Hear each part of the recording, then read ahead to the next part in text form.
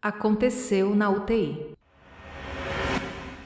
Olá, pessoal. Eu vou contar para vocês um relato que eu li em um desses grupos do Facebook. Eu mandei mensagem para a pessoa e ela me autorizou. O nome dela é Ellen Cristina. Bom, a Ellen conta no relato dela que ela trabalhou por muitos anos na área de enfermagem no setor de UTI hospitalar. Eu acho que ela é técnica em enfermagem. Aí ela conta que depois de um tempo ela se afastou do trabalho para se dedicar na criação dos filhos, né, cuidado com a casa, mas essa história ela nunca esqueceu. E ela começa contando lá que realmente o hospital é um ambiente carregado, é um lugar que sim, acontece coisas estranhas. Então se você abordar alguém, sempre não todos, né, mas algumas pessoas com certeza têm algum relato para contar. E esse que aconteceu, né, apesar de não ser uma coisa muito, assim, assustadora, não tem uma explicação. Então, ela trabalhava na UTI de um hospital. Mas, assim, ela conta que não ficava restrita só à UTI, porque, imagina, você está trabalhando na UTI e você tem que se deslocar para outras áreas, enfim. Aí a rotina dela envolvia outros lugares do hospital também. E logo no início do plantão, eles organizaram a equipe, assim, a questão da hora do repouso. Tinha uma equipe que ia para descanso, né, meia-noite a 2h30, e tinha outra que ficava do horário, né, de 2h30 a 4h30, horário de descanso. Ela costumava repousar às 2h30 da madrugada. Nesse dia estava o enfermeiro-chefe, 2 técnicas de enfermagem e ela, né, a Ellen. Uma das colegas ficou com ela fazendo a vigília aos pacientes e cuidados gerais, né? Diz que todos os pacientes naquele plantão, eles estavam muito graves, né? O UTI geralmente é gente que está muito grave mesmo, né? Geralmente, eu acredito, né? Porque tem pessoas às vezes que é de... Como é que é? Apenas por cuidado, né? Se a pessoa sofreu um infarto, aí fica em observação na UTI, mas em geral é pessoas muito graves mesmo, que ficam nesse setor do hospital. Aí a outra técnica, ela ficou responsável pela medicação. Bom, aí ela descreve que dentro da UTI tinha um balcão de mármore na frente com as cadeiras, né? Nesse local, os médicos e os enfermeiros, eles se sentavam para fazer os relatórios. E nos fundos da UTI também havia outra bancada, da mesma estrutura e também para a mesma finalidade. Aí a Ellen, a colega que estava nos cuidados gerais dos pacientes, elas finalizaram o serviço e se sentaram lá nos fundos, né, nessa mesa dos fundos da UTI para fazer os relatórios. E o enfermeiro, chefe, também foi fazer os relatórios dele e se sentou com elas.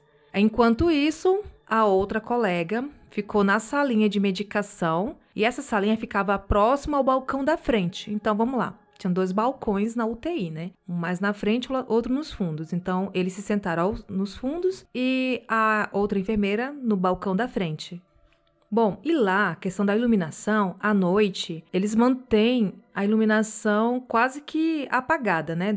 Ela diz que deixa só 2 luzes acesas para ficar aquela penumbra, né? Porque mesmo que os pacientes estejam sedados ali, mas para gerar um conforto, né? Imagina você dormir no claro. Acho que mesmo sedado ali, de repente, né, pode atrapalhar. Então, ele sempre mantém as luzes dos leitos apagadas e deixa 2 lâmpadas do corredor acesa, com a penumbra. Voltando aqui, eles estavam lá, os 3, sentados, fazendo os relatórios. Gente, quando de repente, né, o enfermeiro segurou no antebraço da Ellen, segurou assim com firmeza, olhou assim com um olhar de susto, de pânico e apontou o dedo para frente. E ela assustada, imagina só, né? Ela olhou para a direção que ele apontava e ela viu que a porta da entrada da UTI estava abrindo sozinha, diz que bem devagar. Aí na hora que ela viu aquilo, ela tipo assim, ficou sem entender. E o que ela fez? Ela já foi, cutucou o braço da colega que estava concentrada fazendo o relatório e teve a mesma ação que o enfermeiro, que foi apontar para a porta, né? E essa outra enfermeira também ficou assustada, né? E segurou na mão dela bem forte. E ficaram lá os 3, presenciando aquela cena, assim, sem entender nada. Por quê? Você imagina assim, uma porta abrindo, ok, normal. Então, agora que vem a explicação. A porta, como eu falei, ela estava abrindo bem devagar e ela se abriu completamente. Ela ficou escancarada, né? Quase que encostando na parede, tão aberta que ela ficou. Gente, mas a porta é aquela porta dupla. Imagina, de hospital, geralmente até de UPA é assim. Aqui na UPA é assim. Aquela porta que abre em duas, né? Uma porta até dura às vezes, porque ela tem uma mola em cima para manter a porta fechada. Agora, se de UPA tem esse sistema, agora você imagina de UTI. Porque UTI, você sabe, né, que o ambiente é controlado ali, não pode ter circulação de vento, não pode ter maior cuidado, porque tem que ser um ambiente estéril. E ela conta que a porta abria as duas, assim, e tinha esse mecanismo lá, essa espécie de mola, que mantinha a porta bem fechada, para não correr o risco de ninguém esquecer a porta aberta. Então, assim, gente, era impossível uma das portas se abrir e se manter aberta sem que uma pessoa a segurasse lá. Então, assim, uma coisa impossível de acontecer. E ela se certificou, sim, a mola estava funcionando perfeitamente.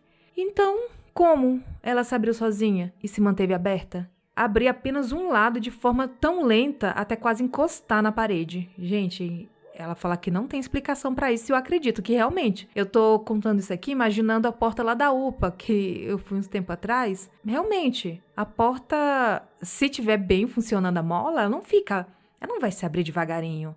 A não ser que alguém abra e segure, né? Porque a tendência dela é voltar pra se fechar. E ficou aberta, quase que encostada na parede. E eles ficaram, assim, paralisados, observando o que acontecia. E depois desse processo, a porta foi lá e se fechou.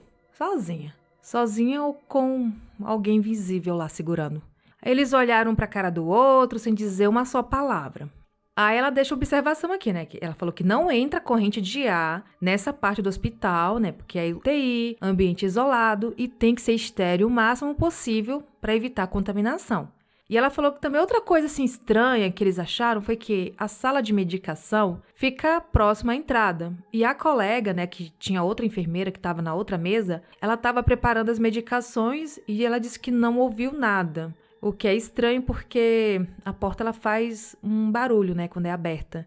E ela finaliza contando que isso que aconteceu não se repetiu depois, né? Foi somente naquele momento, né? Nunca mais ela viu aquela porta se abrir sozinha, que comprova que a porta não estava com defeito. Foi algo que passou ali, queria passar, vai lá saber o que, né, gente? E esse foi o relato da Ellen Cristina, que gentilmente me autorizou a contar a história dela aqui no podcast, e eu espero que vocês gostem. Pessoal, eu vou contar para vocês uma história que eu recebi, acho que foi no e-mail, já tem um tempo. Foi enviado pela Sol, de Salvador, na Bahia. Ela atualmente tem 15 anos e esse relato aconteceu há uns 2 anos. O nome do relato é A Mão. Bom, a Sol relata que sua mãe trabalhava como cuidadora de idosos e, devido a isso, ela não passava a noite em casa. Então, ela tinha que dormir na casa da avó materna, né? Porque ela tem 15 anos agora, na época ela tinha uns 13 anos, né? Então, a Sol ia dormir na casa da avó materna. Esse relato aconteceu em uma dessas noites que ela dormia na casa da avó. Era uma casa pequena, tinha 2 quartos. Tinha o primeiro quarto, a avó dormia no primeiro e ela dormia no segundo quarto.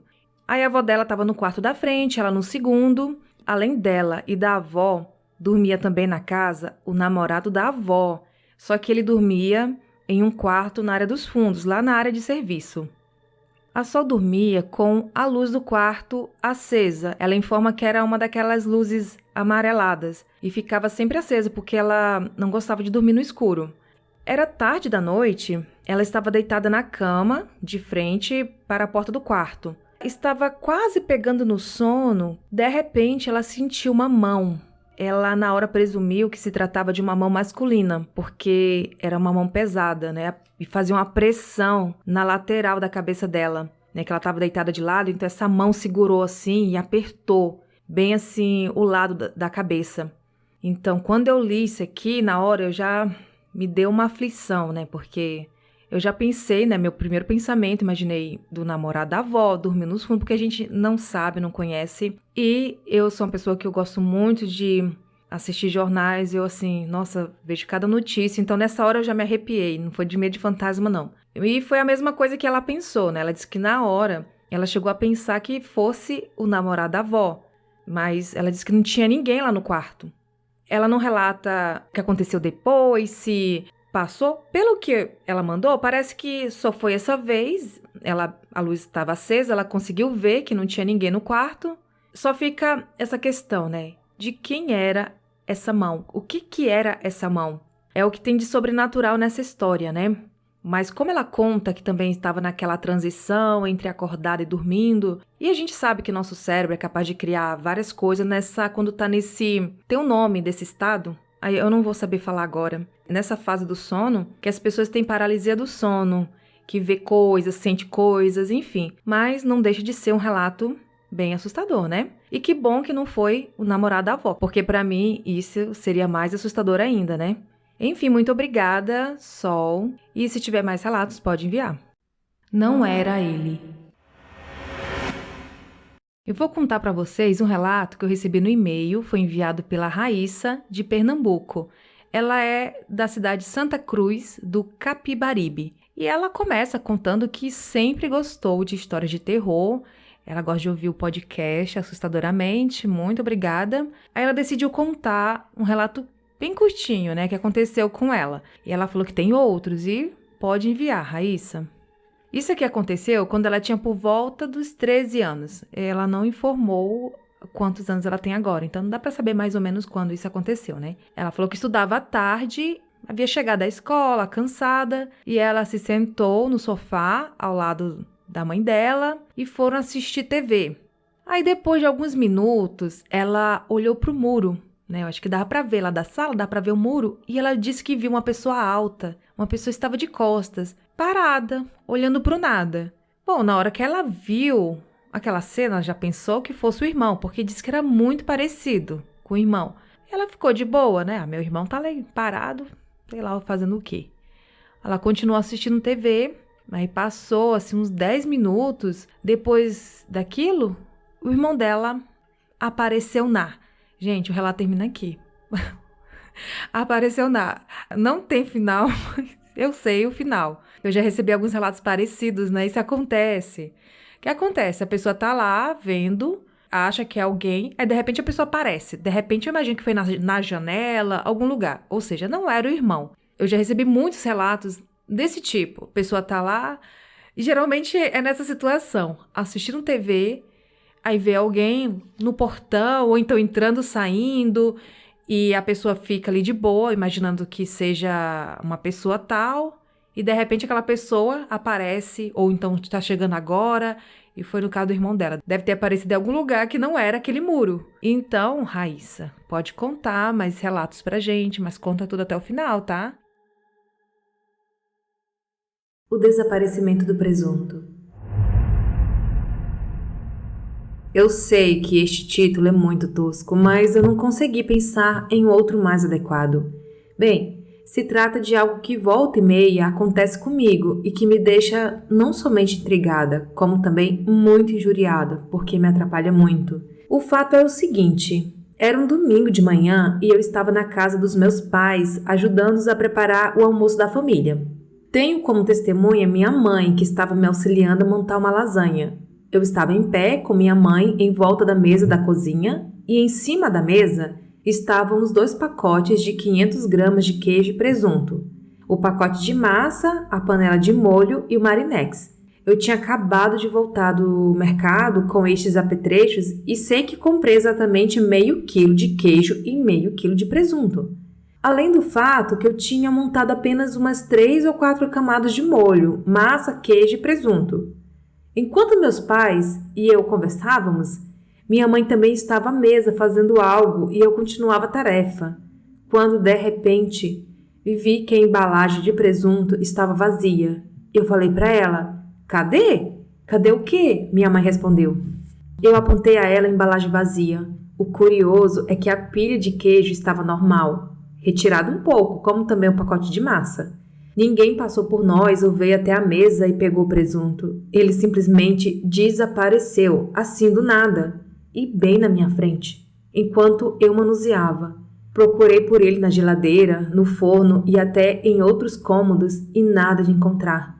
Tive que terminar a lasanha assim mesmo, só com queijo.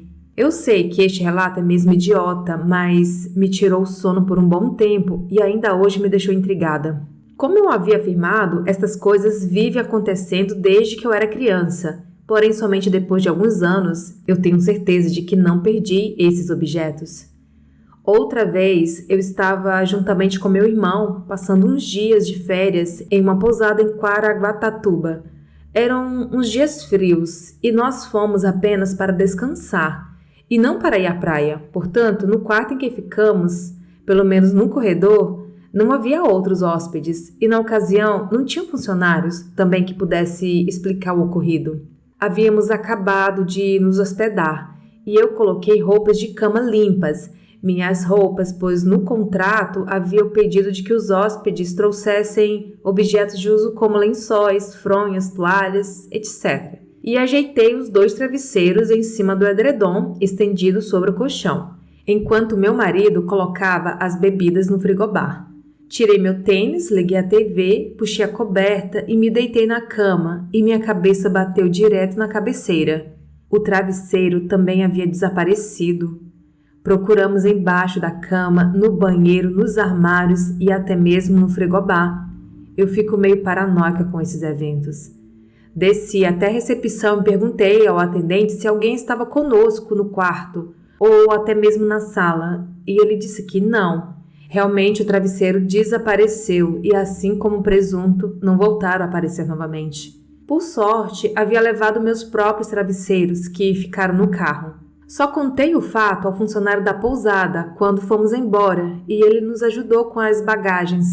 Então mesmo verificou que só havia um travesseiro no quarto, tirando o fato dos meus travesseiros serem de pena, portanto, diferentes dos da pousada.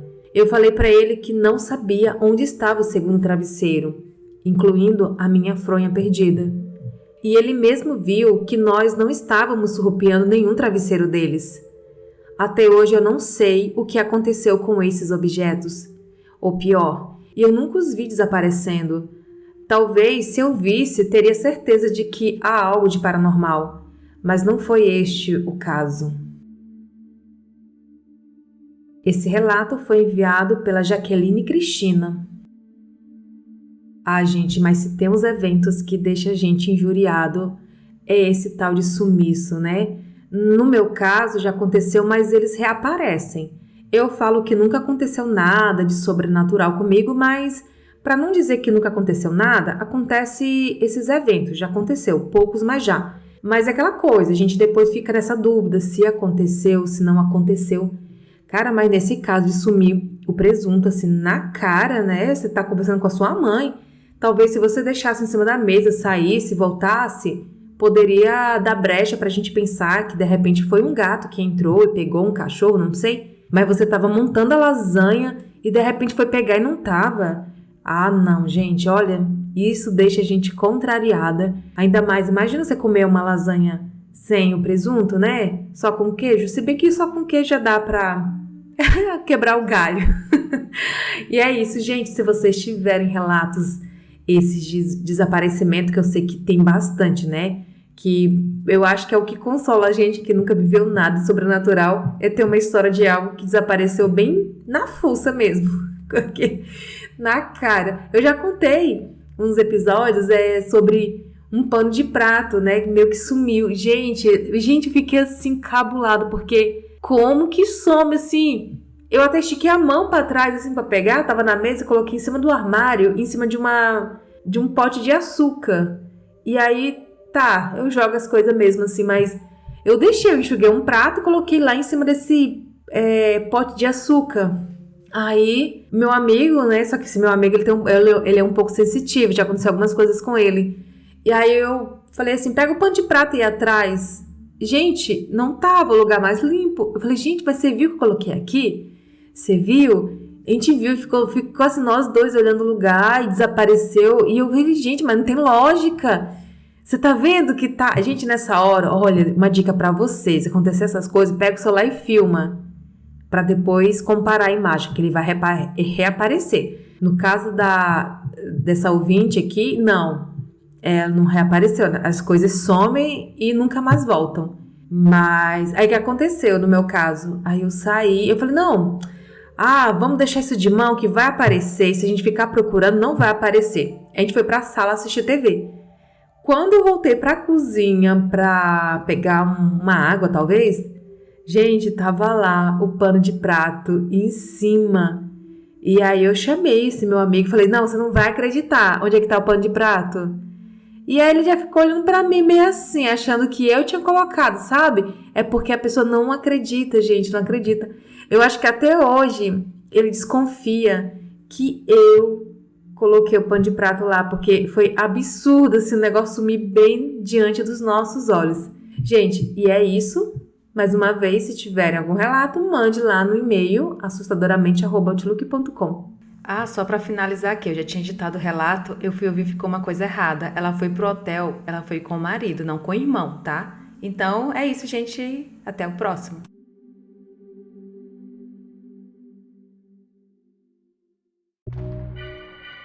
E estes foram os relatos de hoje. Você tem alguma história sobrenatural para contar? Envie seu relato para o e-mail assustadoramente@outlook.com.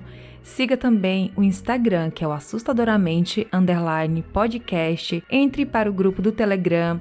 Os links estão aqui abaixo na descrição do episódio. E se você gostou, deixe seu comentário, seu like e compartilhe para uma pessoa que curte histórias sobrenaturais. Até o próximo vídeo!